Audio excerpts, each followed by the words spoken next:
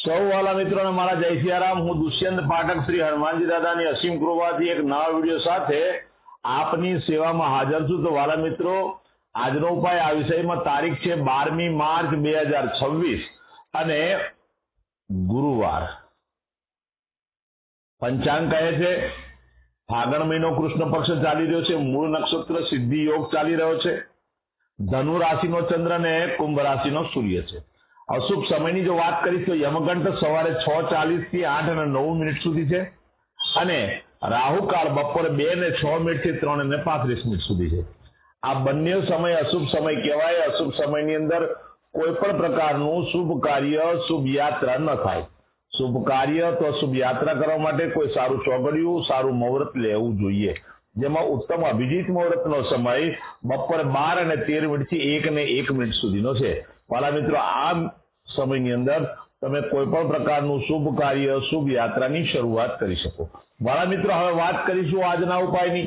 તો આજના ઉપાયની અંદર વહેલી સવારે સ્નાન કરવા માટે બેસો, નાહવા માટે બેસો ત્યારે નાવાના પાણીની અંદર 1 ચમચી કાળા તલ નાખી દેવાના છે।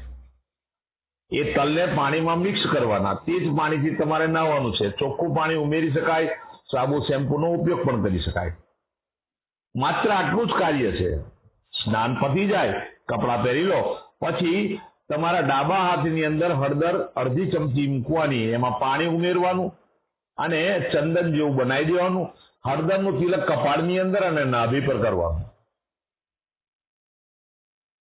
આટલું કાર્ય પતી જાય પછી સીધું સંધ્યા કાળે પશ્ચિમ દિશા તરફનું મુખ રાખવાનું। શ્રી હનુમાનજી દાદાને એક કાગભૂષણજી રામાયણજીનો પાઠ અને એક હનુમાન ચાલીસા નો પાઠ દાદાને અર્પણ કરવાનો। રાત્રે સૂતા પહેલા પોતાની જ પથારીમાં બેસવાનું, પરાઠી વાળવાની। ઓમ કૃષ્ણાય વાસુદેવાય હરે પરમાત્મને પણ ક્લેશનાશાય ગોવિંદાય નમઃ આ મંત્ર યથાશક્તિ તમારે જપવાનો। આ હતો આજનો ઉપાય। જે મારા વાલા મિત્રોનો જન્મદિવસ 12 માર્ચ 2026 ના ગુરુવારના દિવસે છે, તેવા બધા જ વાલા મિત્રોને સૌપ્રથમ તો જન્મદિવસની શુભકામના। શ્રી હનુમાનજી દાદા એમની મનોકામના પૂર્ણ કરે, બલબુદ્ધિને વિદ્યા આપે, એમનું રક્ષણ કરે।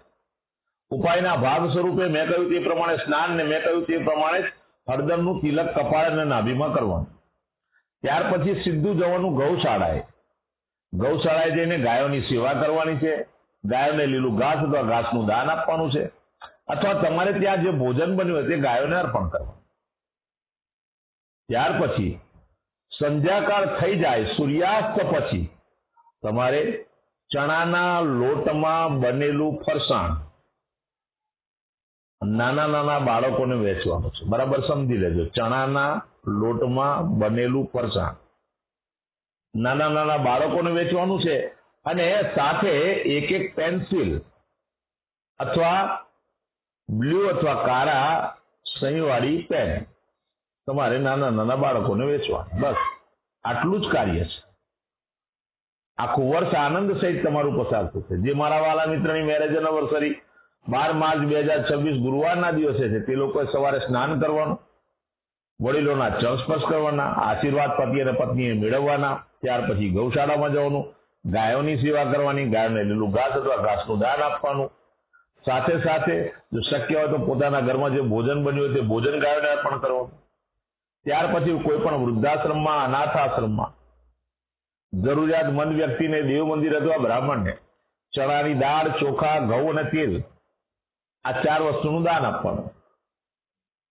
આખું વર્ષ પતિ અને પત્નીનું બહુ સુંદર રીતે આનંદ સહિત પસાર થશે। મારા બધા જ વિડીયો યુટ્યુબ પર હોય છે।